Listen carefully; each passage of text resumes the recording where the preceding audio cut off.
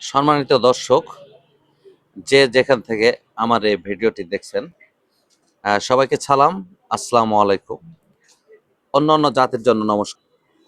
আমি গতকাল একটি ভিডিও দিয়েছিলাম, সেটি এমন ছিল যে আমি একটা ইউটিউব চ্যানেল খুলেছি। সেই চ্যানেলটি আমি চালু করতে চাই আপনাদের সহযোগিতায়। তো প্রিয় ভিউয়ার্স, আজকে সেই চ্যানেলটির দ্বিতীয় ভিডিওটি এটি যাচ্ছে। তো আজকে কিছু কথা বলবো।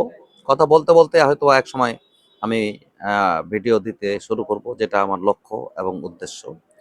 আজকের যে ভিডিওটা দিচ্ছি সেটাও হয়তো কিছু একটা মেসেজ আপনাদের কাছে দেব আমি। এই মেসেজটা আপনাদের জন্য অবশ্যই ভালো এবং দেশের জন্য ভালো, দেশের মানুষের জন্য ভালো, সবার জন্য ভালো। তো আমার এই চ্যানেলটিকে অবশ্যই সাবস্ক্রাইব করবেন। তো আপনারা ঈদ কেমন কাটিয়েছেন? আলহামদুলিল্লাহ, আমিও ভালো কাটিয়েছি। আশা করি আপনাদেরও ঈদ ভালো কেটেছে। তো যে মেসেজটি আমি দিতে চাই সেটি হলো যে আপনি কোরবানির ঈদে নিশ্চয়ই গরুর গোস্ত অথবা মুরগির গোস্ত অবশ্যই খেয়েছেন। যে কোনো একটা গোস্ত তো অবশ্যই খেয়েছেন। কিন্তু আপনি জানেন কি যে আপনি যে গরুর গোস্তটা খাচ্ছেন, সেই গরুর গোস্তটা কিভাবে প্রক্রিয়াজাত হয়? সে গরুটি সুস্থ না অসুস্থ, এটি আপনি কি কখনো জানার চেষ্টা করছেন? সেই গরুটি কি ওই মোটা তাজাকরণ যে ট্যাবলেট, যে ওষুধগুলো খায় মোটা তাজন করা করা করা হয়েছে কিনা? অথবা সে গরুটি রুগ্ন ছিল কিনা? সেটি কি দেখেছেন? তো প্রিয় ভিউয়ার্স, গরু মোটা তাজাকরণ থেকে শুরু করে রগ্ন গরু, এমনও খবর আমাদের কাছে আছে যে গরুর গোস্তের বদলে আমাদের এই ধামইর হাটে কুত্তার গোস্ত খাওয়ানো হচ্ছে।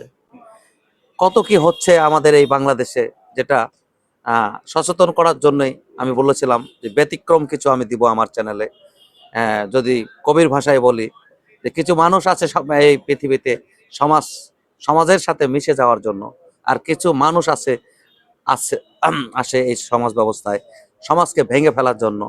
এটা যদি আরো ভালো উন্নতভাবে বলতে চাই, some some man brown to makes the society, some man brown to break the society.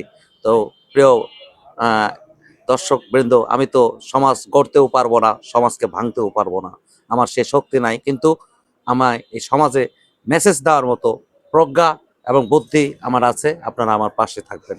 সে গরুর কথা বলছিলাম যে কুত্তার মাংস খাওয়ানো হয়, পাশাপাশি আপনারা যেটাকে বলা হয় বট, গরুর ভুঁড়ি যেটা খান, সেটা কিন্তু অরিজিনাল গরুর ভুঁড়ি নয়। সেটি হলো গরুর চামড়া থেকে তৈরি করা, যেটা ভুঁড়ি, যেটা গরুর চামড়া থেকে তৈরি করা। গরুর চামড়াকে শুকিয়ে পচিয়ে সেখান থেকে ভুঁড়ি তৈরি করা হয় আমাদের এই বাংলাদেশে। আপনাদের আর একটা মেসেজ আমি দিতে চাই, আপনারা যে চিংড়ি মাছের শুটকি আপনারা বাজার থেকে কিনে নিয়ে আসেন, সেই শুটকিটাও কিন্তু প্লাস্টিকের তৈরি শুটকি এখন বাজারে পাওয়া যাচ্ছে। আমার কথাগুলো মিলিয়ে নেবেন। যদি মিলিয়ে না নেন, যে খাদ্য আপনি খাচ্ছেন সেই খাদ্যটি আপনি বিষ খাচ্ছেন। আপনি আপনার ছেলেকে বিষ খাওয়াচ্ছেন, আপনার স্ত্রীকে বিষ খাওয়াচ্ছেন, আপনার যে প্রতিবেশী তাকে আপনি বিষ খাওয়াচ্ছেন এইগুলো করার মাধ্যমে। তো আমার এই ভিডিওটি যদি আপনাদেরকে ভালো লেগে থাকে, পরবর্তীতে আমি সেলিম রেজা খাদ্যের যে ভেজালগুলো আছে সেই ভেজালগুলো নিয়ে আবার নতুন কোনো ভিডিও নিয়ে আপনাদের মাঝে উপস্থিত হবো।